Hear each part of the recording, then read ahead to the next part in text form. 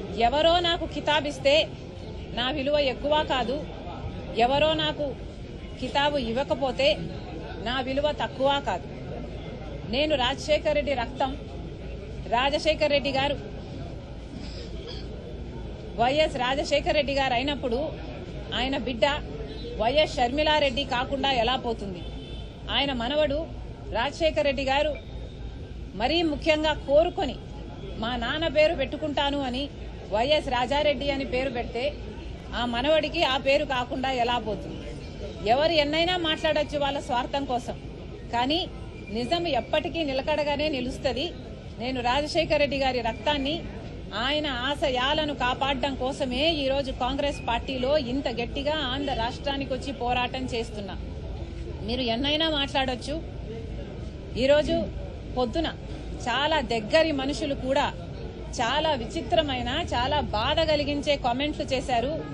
కొండా రాఘవరెడ్డి అన్న నాకు గాని నా కుటుంబానికి గాని దగ్గర అనుకున్నాం, కానీ ఈరోజు ఆయన కూడా నా మీద నేను పాదయాత్ర ఎందుకు చేశాను అన్న దాని మీద ఆయన ఏదో అక్కడ ఉన్నట్టు, ఆయన బావుమరిది అక్కడ సూపరింటెండెంట్ అయినట్టు, ఆయన అంతా విన్నట్టు ఏదేదో చెప్పారు. నేను పాదయాత్ర చేయాలి అని భారతమ్మ అడిగితే నేను పాదయాత్ర నేను చేస్తాను అని నేను అడిగినట్టు చెప్పారు. అన్నా కొండ అన్న, మీ సూపరింటెండెంట్ చేత వచ్చి ఆయన ఈ మాట చెప్పించగలరా? మీరు మీ దేవుని మీద, మీ బిడ్డల మీద ప్రమాణం చేసి జరిగింది ఇది అని ప్రమాణం చేయగలరా మీడియా ముందర? నేను ప్రమాణం చేయగలను జరిగింది అది కాదు అని. నేను పాదయాత్ర చేస్తాను అని నేను ఎప్పుడూ అడగలేదు.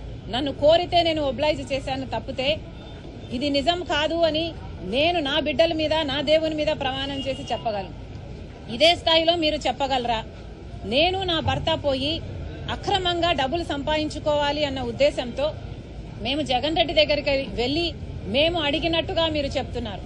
మీరు అక్కడ ఉన్నారా? మీరు అది ప్రూవ్ చేయగలరా?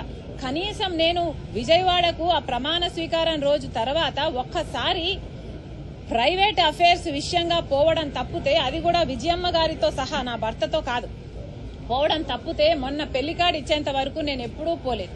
పోనీ నేను వెళ్ళానని మీరు ప్రూవ్ చేయండి, మీ మాట నిజం అనిపించుకుందాం. ఎందుకన్నా దేవుడు చూస్తున్నాడు. మీరు నిజాలు నిక్కచ్చిగా చెప్పేట్టుకుంటే మీ విలువ పెరుగుతుంది. కానీ ఒక ఆడపిల్ల మీద అబాండాలు ఇలా వేస్తే, రాజశేఖర రెడ్డి బిడ్డ మీద మీరు అబాండాలు వేస్తే ప్రజలు గమనిస్తున్నారు. దయచేసి ఇలాంటివి చేయకండి. నాకు నేనుగా నిస్వార్థంగా పాదయాత్ర చేశా. నిస్వార్థంగా జగన్మోహన్ రెడ్డి గారు ముఖ్యమంత్రి కావాలని కోరుకున్నా. ముఖ్యమంత్రి అయినాక నాకు ఈ పని కావాలని గాని, నాకు ఈ పదవి కావాలని గాని నేను ఏ రోజు కోరిన దాన్ని కాదు. దీనికి సాక్ష్యం మా అమ్మే. ఈ విషయాలన్నీ అమ్మకు తెలుసు. మీకు దమ్ముంటే అమ్మ చేత చెప్పించండి. పాదయాత్ర భారతమ్మ చేయాలనుకుంది.